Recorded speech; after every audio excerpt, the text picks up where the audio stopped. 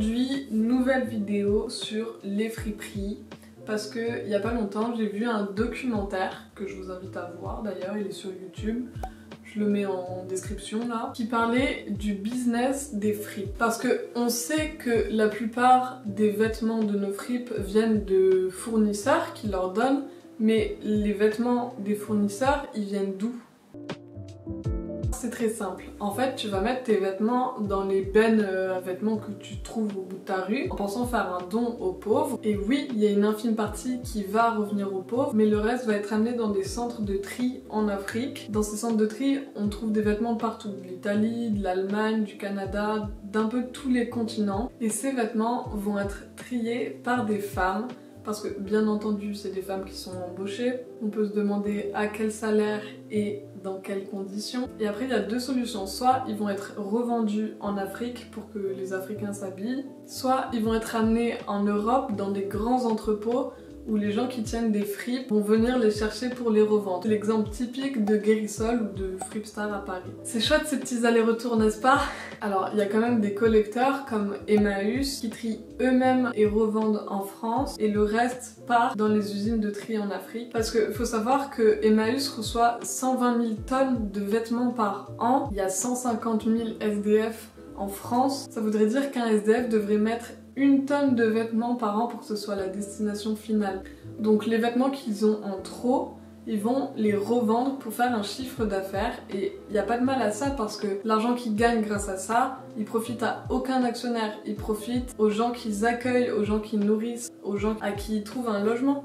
Revenons au tri. Les vêtements sont triés une première fois, t-shirt avec les t-shirts, pantalons avec les pantalons. Puis ils vont être triés une deuxième fois, t-shirt à manches longues ensemble, t-shirt à manches courtes ensemble. Les femmes elles classent aussi par qualité, par marque. Elles ont tellement l'habitude que en fait elles savent, elles ont conscience de ce qui est de la marque et ce qui ne l'est pas. Ça va du premier choix au troisième choix. Donc t'as compris, le premier choix c'est les vêtements de marque qui vont être relavés puis revendus au pays qui leur a donné. Genre dis-toi, il y a des vêtements, ils sont tellement en bon état, ils sont tellement tendance que ils retournent chez nous. C'est pas abusé. Et pour le troisième choix, c'est des vêtements qu'ils appellent le chiffon, des vêtements qui sont troués, des vêtements qui sont tachés, qui pour la plupart vont être transportés en Inde ou au Pakistan pour être transformés en tapis de bain ou en isolant thermique. Les vêtements les plus légers et de moins bonne qualité, eux, vont partir en Afrique subsaharienne. Il y a même des centres commerciaux juste de fripes. En Tunisie, par exemple, la moitié des vêtements, c'est des vêtements de fripes.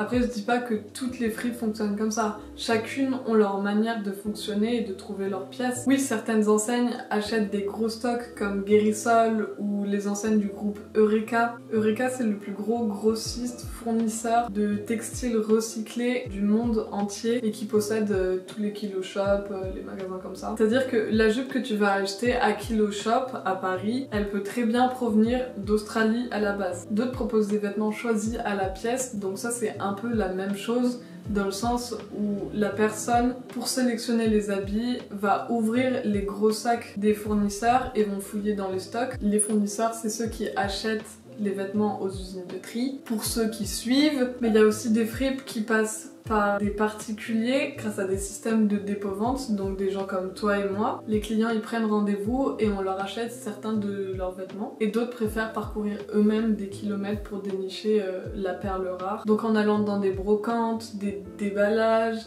des ventes aux enchères, des usines dans différents pays, ils choisissent leurs pièces une par une. Voilà, c'est tout ce que j'avais à dire dans cette vidéo.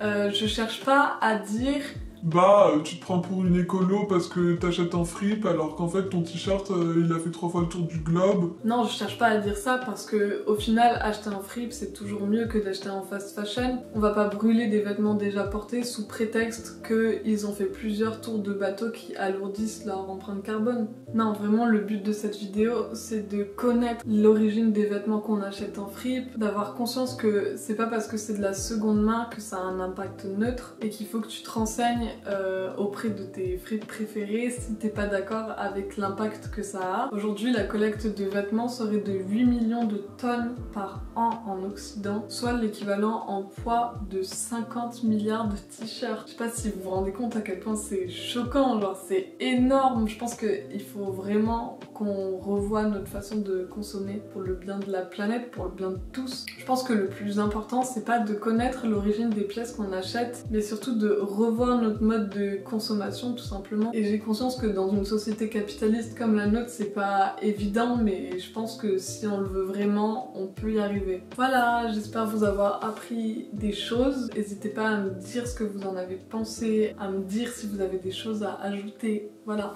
bisous!